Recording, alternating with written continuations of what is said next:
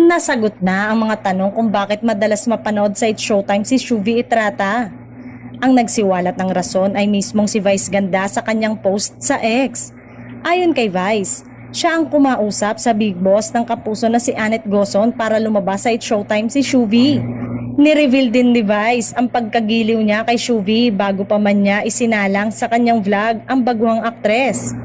Sabi pa ni Vice, even before we shoot the vlog, gusto ko na si Shuvi. Kaya nga ako mismo ang kumausap kay Miss Annette para kunin siya sa Showtime. Binanggit ni Vice si Ashley Ortega na ayon sa kanya ay wala pa raw itong pandama sa dating PBB Celebrity Collab Edition bago ang vlog.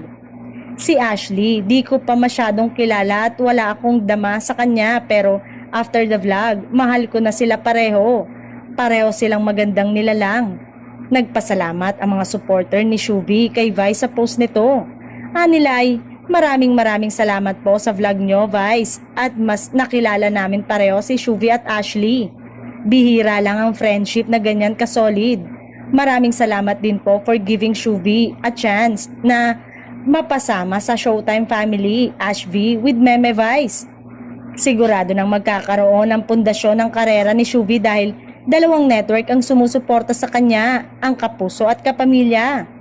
Marami rin ang humihiling na sana ay maayos na ang usapan sa pagitan ng Showtime at ng GMA para maging regular host na ito sa noontime show.